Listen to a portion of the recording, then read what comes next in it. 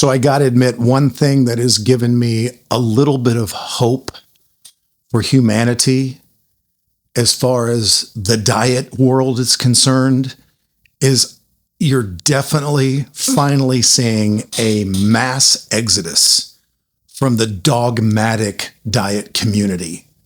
And thank God. We've all been there. I've been there. I'm not afraid to admit that I've done some dumb shit. And I've been trapped by the illusion that there is one perfect way and any other way is not going to hold up to the test. And somehow you're going to be deficient and not nearly as good as you can possibly be.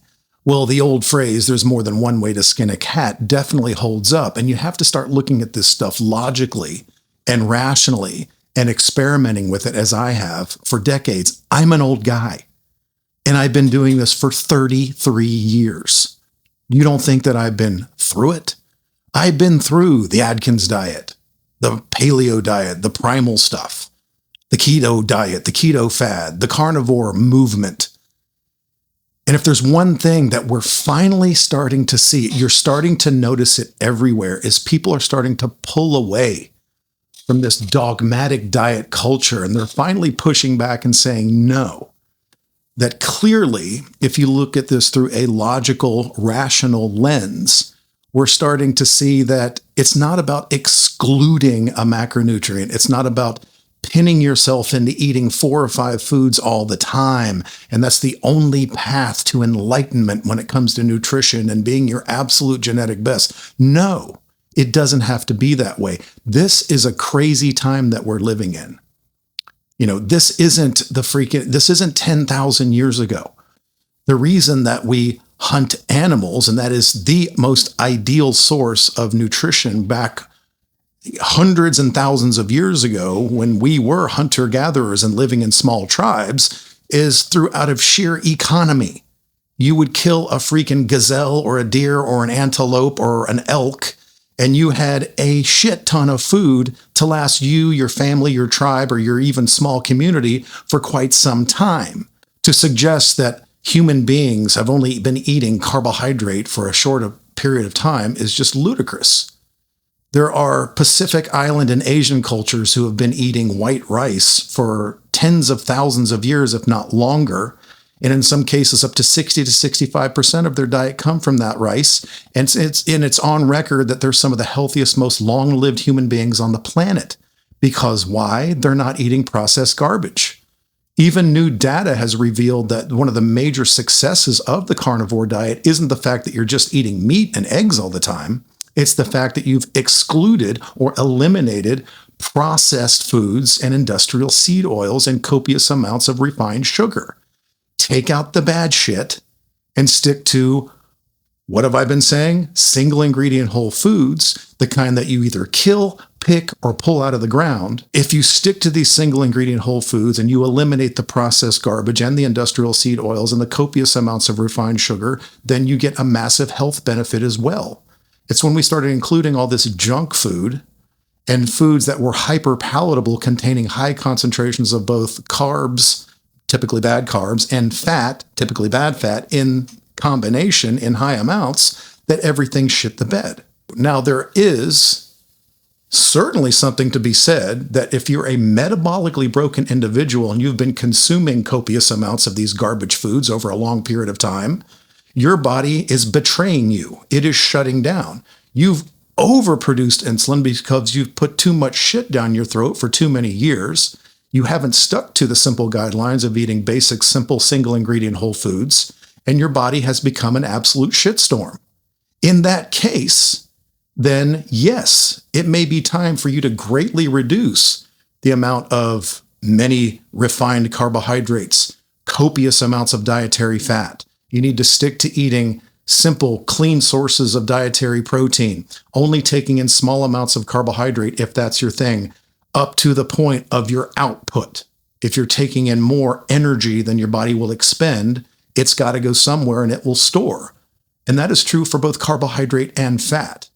You can have all 3 of the major macronutrients if you get the right quantities and you time it right, and if you're active and if your output is great enough, And you can get massive benefit from all these and find a diet that may be far more sustainable for you. I've been living this life for a couple of years now, and I'm as fit, strong, and healthy as I've ever been at 57 years old. And I don't have to walk home at night and tell my wife and daughter that, no, I can't have that, I can't have that, I can't have that, I can't have that. Just give me the ribeye, a little pinch of salt, and a glass of water, and I'm off to bed.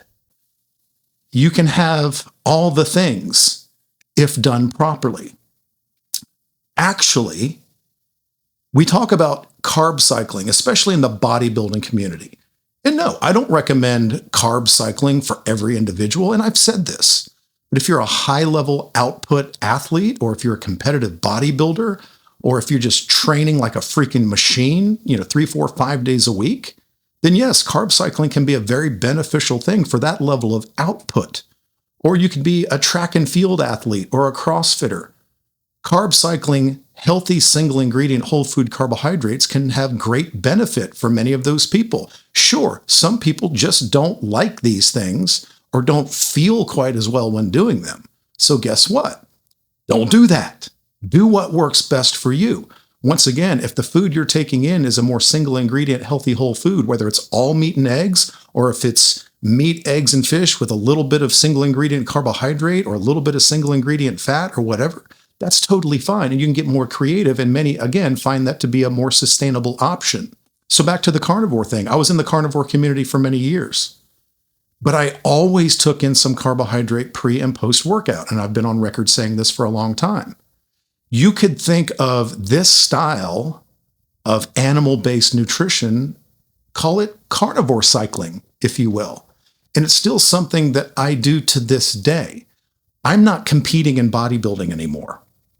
If you came to me and you said, I want to do a bodybuilding competition, you're already relatively lean, you're very metabolically healthy, you train like a freaking machine in the gym, you're doing your cardio, whatever the case may be, then I'm probably going to recommend some carb cycling approach for you, because the level of strength gains and aesthetic benefit that you get from that for what you're doing can be the difference between first place and not placing at all. But now that I'm not competing in bodybuilding anymore, I'm still building my body on a regular basis. And now at my age, my goal is to be the absolute best genetic level of myself that I can possibly be with every year that passes. I've always said that for many people out there who are metabolically deranged, metabolically broken, who have abused themselves for months, years, or decades, going on a carnivore diet regimen might be a very intelligent approach as an elimination diet to cure some of these ills. And I've always loved meat. I love eggs. I still have it every single day. I've never been a big vegetable guy. So the exclusion of that back when I was like, textbook carnivore was no big deal.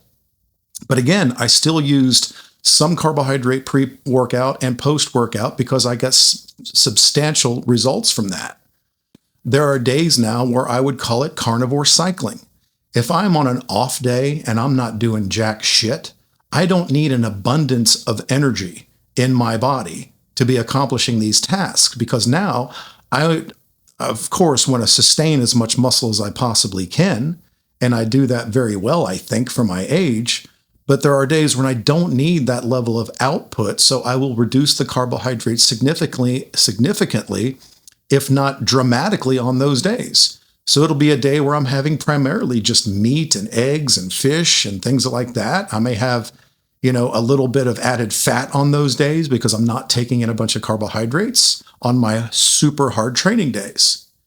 And if your goal is to get leaner and you're already fit and metabolically healthy, then this carnivore cycling approach, I just came up with a new term, might be an intelligent way of doing things, an intelligent methodology of working your diet around levels of output. So on hard training days, for me, that is Monday, Tuesday, Thursday, Friday. I'm pushing very hard in the gym. I almost always go out for an afternoon ruck with that on dynamic terrain with 40 to 50 pounds on my back. I can easily take in 30, 40, 50 gram of single ingredient carbohydrate about an hour, hour and a half before training. And then I can immediately put maybe 40, 50, 60 grams of carbohydrate with some protein back into my body to refill those glycogen stores post-workout. And when are you the most insulin sensitive? After a hard training effort. And then later in the day, I usually train around 11 o'clock, and I usually go on a hard ruck about 1 or 2. Later in the day, because my output was so great, I can still get away with taking in another small serving of carbohydrates later in the day. Maybe it's a little bit of rice with my chicken. Maybe it's some organic berries and some Greek yogurt, whatever the case may be. And I'm totally fine because I'm in a slight deficit because I'm trying to be lean for the summer. And I've expended most of my muscle glycogen and had a ridiculously high output day of training. So my body can easily withstand a little bit more single ingredient carbohydrate later in the day. And then if the next day is a completely off day or rest day, or if I'm just out doing some zone 2 style cardio, even if it's rucking, it's just a conversation pace, get outside, enjoy the scenery, then I may greatly, if almost completely, reduce carbohydrates on that day. This is a great system for reducing body fat, and we all agree that when you're on more of a carnivore style or a ketogenic diet, that does take away a lot of the hunger signaling that your body has. So it makes dieting to get leaner a little bit easier, especially on those off days. I look the way I want to look, I feel the way I want to feel, and I don't feel like I have to exclude the entire population by being this ridiculous picky eater when I go out to eat. I can still enjoy some of those foods that I like to sprinkle in. Hey, I like potatoes. I like rice. I like real fermented sourdough bread, from the sourdough starter, the real stuff. I love that shit. And I have it a couple of times a week and I enjoy it. And I can enjoy it because I'm being very hyper aware of my level of output to my level of intake. You think I'm just trying to be cool by abandoning the very dogmatic little weird corners, the cult-like corners of the dietary communities? No. I'm paying very close attention to how I respond, how my body reacts, how my performance is, how I feel, how sustainable it is for me, that I have periods of enjoyment where I can step out of the box without being completely terrified to eat a freaking handful of blueberries, which is ridiculous, by the way. And for those people out there that want to jump on my comments and berate me and tell me, they've suffered severely into the brainwashing cult of, carbohydrate, vegetables, fruit are all terrible for you. They're this, they're that. That is a level of brainwashing that I just can't comprehend anymore. Again, human beings have been sustaining themselves on foods like this for the greater part, if not the entirety of our entire human existence. Things didn't shit the bed until the advent of highly palatable, processed bullshit. Really, that started back in like the 1950s, especially the 60s and on up. It's about eating healthy foods that you can either kill, you can pick, or you can pull, that isn't hyper palatable and has copious amounts of both shitty dietary fat and shitty dietary carbs occurring at the same time. Eliminate those, and you're so far ahead of the game from most people, it's ridiculous. So there you go.